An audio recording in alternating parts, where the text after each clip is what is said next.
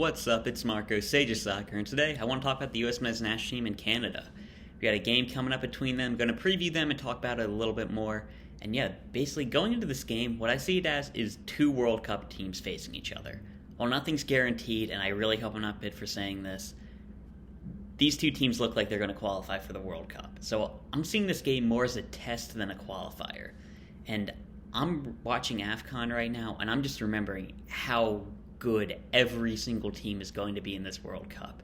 There are going to be no easy games like we're having in World Cup qualifying, and this is the type of performance that's really going to ready us for the World Cup.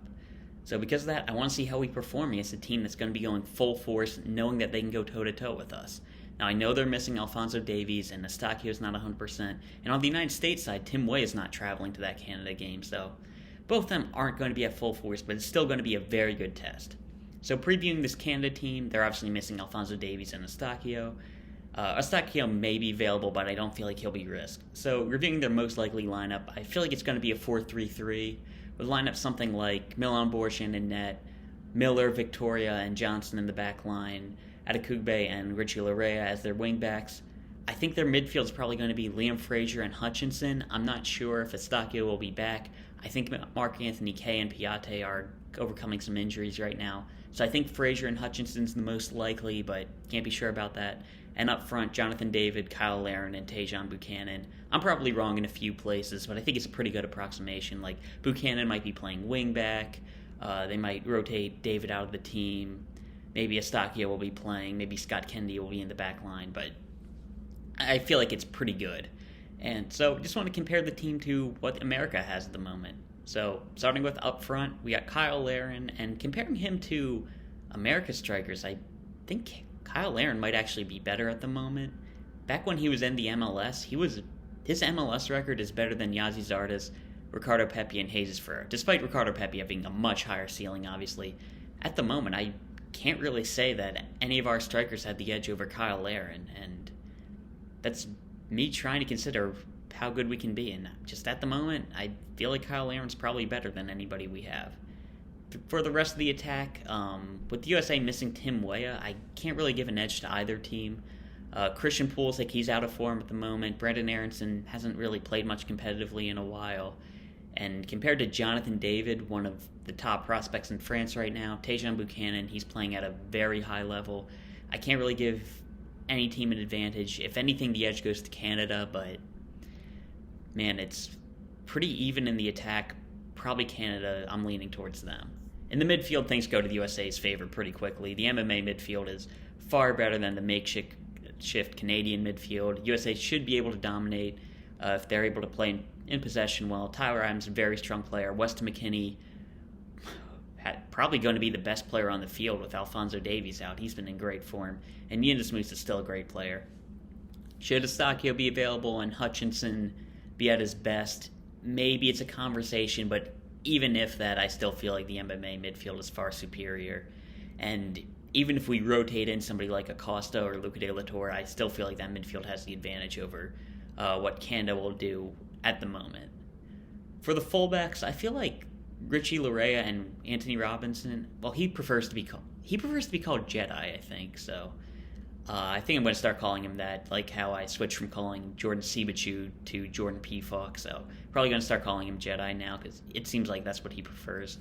So I feel like they're comparable in quality, Larea and Robinson, but Dest is by far a better player than Adekugbe. And though how they're utilized might make a bit of a difference, I'll get into that a bit later. I feel like in quality of the players, USA has the advantage there. Same thing with center backs. You can just use the MLS for a comparison again, like I did with Larin and the American strikers. Walker Zimmerman and Miles Robinson are far better than Miller and Alistair Johnson. Plus, Chris Richards is better than Victoria in Europe, so I feel like that's advantage USA there. And in goal, Milan Borjan has made some very crucial saves for Canada, but Matt Turner's going to Arsenal for a reason, and even if he wasn't, he's been making some really nice saves for America, and I definitely give him the edge. So I feel like at the moment, USA has the edge. I'm saying edge a lot. Like, USA has the advantage. And playing at home with a reduced capacity won't give Canada too much of an advantage. I'm not going to say edge again. Jeez, get Linkin Park playing in the background. I fucking love them, though. be honest.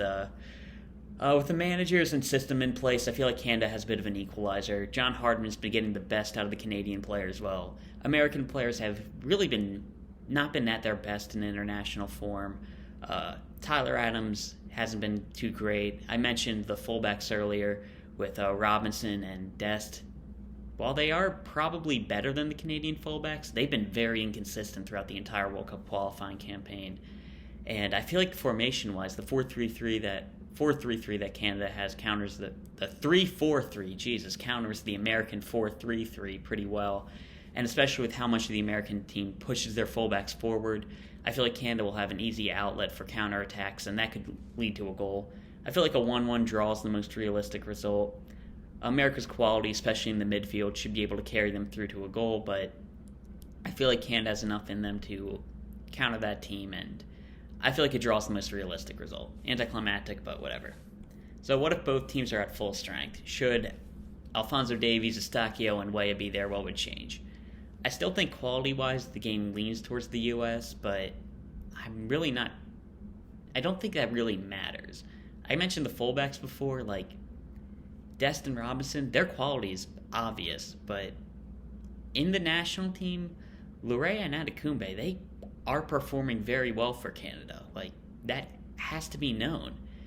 And we can't just discount that. And especially with Alphonso Davies returning, his quality is something else. Like, I consider Alphonso Davies one of the greats. And when I say great, that is not an exclusive... That's an exclusive club. Like, there are only like a few CONCACAF players ever that I would even consider putting in that category. Like Hugo Sanchez, Magico Gonzalez, Dwight York, Rafa Marquez, and Keylor Navas are the only ones I'd even consider, and I probably wouldn't have most of them in that list.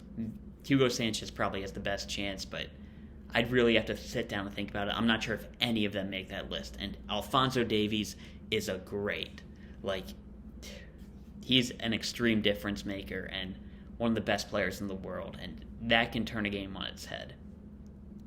And because of that, I really feel like I can't say how that game goes. I mean, I feel like America throughout the team has better quality, but Canada's been getting the most out of their lesser players, and they have the stars. So I can't say for certain how a game between a top-class, ready-to-go Canada team and a ready-to-go America team, how that game goes, I'm not sure, but I could see it going either way pretty easily. And something I want to touch on real quick is the quality of talent that Canada produces as opposed to the United States. While America is going through a golden generation, like, how much of that is, like, just compare that to Canada. Like, our top players impacting Europe right now, Pulisic, Weah, McKinney, Adams, Reyna, Chris Richards, and they're making an impact in Europe, I'd say. Serginho Dest as well, but he was produced in the Netherlands, so I'm not going to touch on him.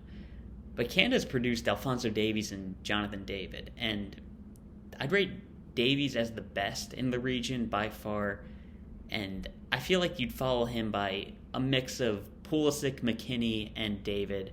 I feel like you could put those three in 2 to 4 pretty interchangeably, but on form right now, probably McKinney, but an argument could be either way. And the point is that stars are coming out of Canada at a higher rate than America. I feel like Gio Reyna can reach that level, but I'm not sure if he will. And I don't know. This is kind of me just talking for a little bit. I don't even know if there's a point to this, but star players have been coming out of Canada more than America. Like, even going back to the 2000s, Owen Hargreaves is somebody I consider on the level of someone like Rafa Marquez. And he came out of Canada. He played for England, but he, came out of Canada. So I'd really consider him, a really talented player. And America hasn't produced somebody like that. Donovan, he did well at an international level. Dempsey, he was pretty good, but, he was making an impact for Fulham. He wasn't, a star Premier League player. Maybe Tim Howard, but, again, he was only playing for Everton. They were they were a lot better than they are now under him, but Owen Hargreaves was starring for Bayern Munich. Before he got injured, he was that guy for Manchester United. Him and Carrick were holding it down, and even at the World Cup in England's golden generation, Owen Hargreaves was probably their best player in 2006.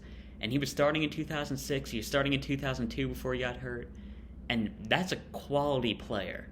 And I don't know, I'm looking at the best players America has produced. Last time I talked about that, I forgot to mention Giuseppe Rossi, and I feel like that's unfair because he was a really talented player as well, but he didn't reach that level Owen Hargreaves did. And I don't know, it's just weird to me that Canada's producing these, like, great players as opposed to US, who the quality's going up, but I'm not sure if we have anybody at that level. I'm hoping Pulisic, McKinney, like all those guys I mentioned before, they have that ability to reach that level, but it's weird that Canada's been producing guys who are already there, because like the USA team is better as a whole, and I don't know, even just outside of the sports, like, man, like, this might be going into American mode. There's not a Canadian basketball player I really rate. Steve Nash is overrated as hell.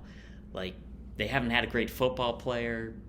Baseball, like, their best baseball player is probably Vlad Jr., and that's only because Guerrero was playing in Toronto when he was born. Like, can you really even count that? Well, you can. I'm counting way up for America, so I don't know. This is just random. Like, I don't know. I don't know why USA isn't producing these great players. Like you say the structure in place isn't great, but I've mentioned those guys before. There's no reason why we shouldn't have had a Dwight York come through America yet.